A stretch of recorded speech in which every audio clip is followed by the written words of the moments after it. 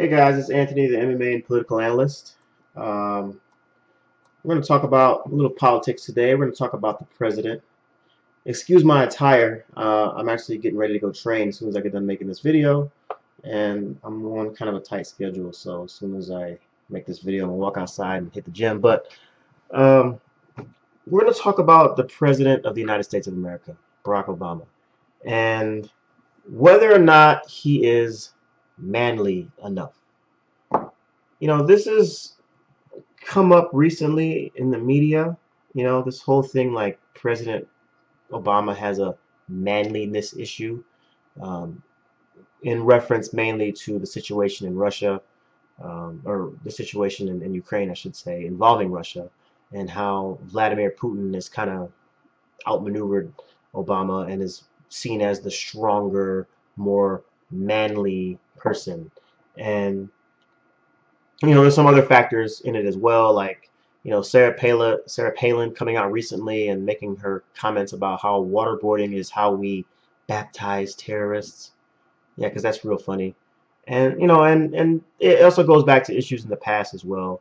Um, and actually, I'm gonna go talk about more than just the president because I think this is a bigger issue here. So first off, let's talk about the president. He actually tried to continue the Iraq War. People don't know that, but he did. He actually tried to continue the Iraq War. Now, as it turns out, the Iraqis weren't willing to sign a deal that allowed us, our soldiers that were stationed there or deployed there, to have immunity from Iraqi law. The Iraqis weren't willing to sign on to that deal. So as a result, we said, okay, well, we'll just go ahead and leave because we're not willing to enter a deal with that. But it was his intention originally to kind of stay in Iraq even longer. And that followed the George Bush policy, which was the same. They wanted our troops to stay there, but the Iraqi government wasn't willing. Same thing in Afghanistan. Not only did, when he first became president, extend the Afghanistan war even longer, and even now to this day, he's trying to sign some type of agreement with the Afghan government to stay even longer. Okay, that's his policy right now. Same president who's got drones flying all over the world, just randomly killing people. People that we claim are terrorists.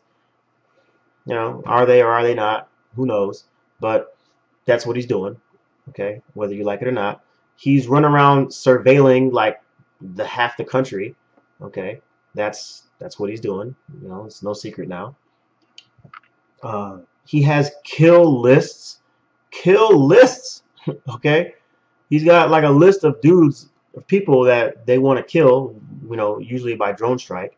He's also the same president who, when they found out where Osama bin Laden was, sent Navy SEALs to the location to physically kill and or capture, and they end up killing Osama bin Laden. When he could have just ordered an airstrike, which would have been a lot safer and a lot less politically risky. Could have just bombed the place and got it over with. But no, he went the other route instead.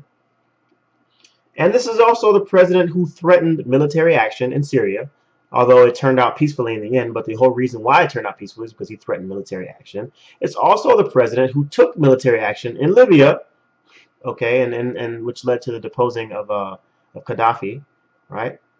And so he's done all these very warlike and I guess what people should perceive as manly things all around the world, right? I mean, if that's what you consider manly, starting wars and killing people, if you consider that stuff manly, well, there you go. Okay, President Obama is about as manly as it gets. Now, did he advocate for invading random countries for no reason, like some other presidents have done, like in Iraq and whatnot? No, he did not do that. And no, he does not advocate for furthering our our expansion into the Middle East, and it seemingly doesn't seem to support any type of military reaction to the situation in Ukraine. But apparently, because of those things, he's not man enough. He's not strong enough. He's a wimp. Well, what more do you want? Like, how many wars do you have to fight? How many people do you have to kill? How many missiles do you have to launch before you're manly enough in some of these people's eyes? Like, what do you have to do? Right? And I'll get into that later. I think this has nothing to do with manliness or anything like that. There's a whole nother issue as to why people don't like the president, and I'll probably make a separate video on that. But none of this to me even matters because that's not what I consider manly, right? Oh, and let me go back just 1 second. Like the his support for reforming our policy on torture, right? When he first came to president, that was one of the first things he did, ended torture, right? Now Guantanamo Bay is still open, and God knows what's actually going on in there, but supposedly the whole idea of torture, waterboarding, all that stuff is now completely ended, where we just don't do that anymore. Although Guantanamo is still open, and so that's another thing that they've criticized him for. Now, like I was saying, I don't consider any of those things as actually manly. You know, what I would consider manly or strong or tough is when you go out of your way to defend somebody and putting yourself in danger. That's manly. Standing up for what you believe in, that's manly.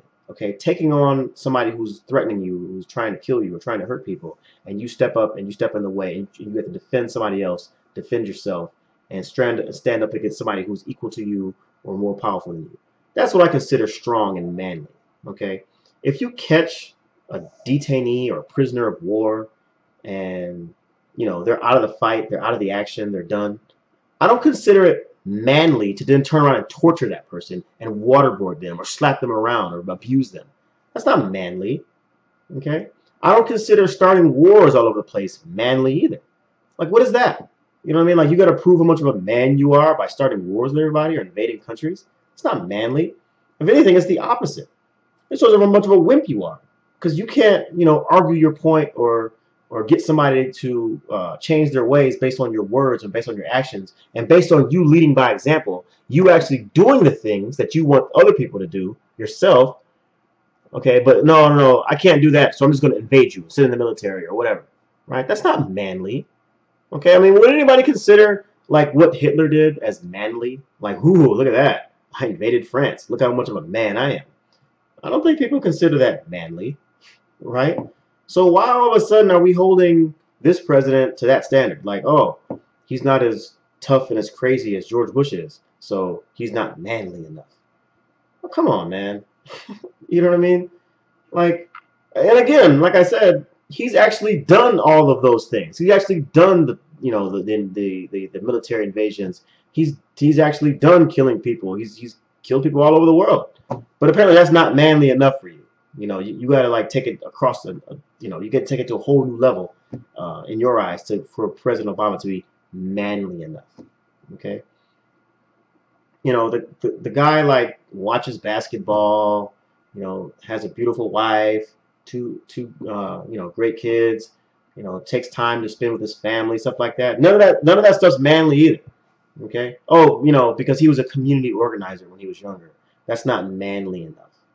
Yeah, because going in, he has a well-educated, went to Harvard, has all these degrees, could be working anywhere, but decides to go back to some of these poor neighborhoods and help organize the community to make their situation better. Oh no, that's not manly at all. He's just a community organizer. And people say, oh, well, he's never had a real job. Yeah, because being a professor of constitutional law, yeah, that's not a real job either. Yeah, being a state senator, that's not a real job. Like there's all these criticisms, all kind of focusing around this whole manliness issue, which I cannot get over, man. Like, what are we doing? Is this what we've like turned the debate over now to? Like, it used to be about policy. It used to be about, hey, this is a good idea, this is not a good idea. Maybe we should invade this country, maybe we shouldn't. That's what the debate used to be. But now we've just broke it down into, oh, well, he's just not man enough. I mean, that's just sad, man. That's really sad that that's what the debate in this country about policy is based around. What is and isn't manly enough? I mean, is that what we're basing everything on now? Like, is that really like, are we saying, man, I was thinking about invading this country because, we're having some issues with them, but, I think we could probably have a better outcome to the situation if we didn't invade, but that just wouldn't be manly enough now, would it? So I guess I'm just gonna invade, man. Sorry. I mean, I gotta be seen as a man, right? So yeah, go ahead, send in the troops. Go ahead, let's get it done. Like, is that how decisions are made in the White House now? Right? It's unbelievable, like the type of criticism this president gets, man. Unbelievable.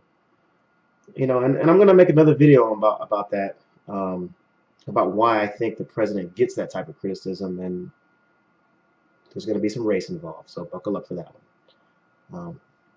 But I don't know. Until then, I'll just leave you with that to write comments and like my video, subscribe, do what you gotta do. But until next time, this is Anthony, the MMA and political analyst. I'll talk to you.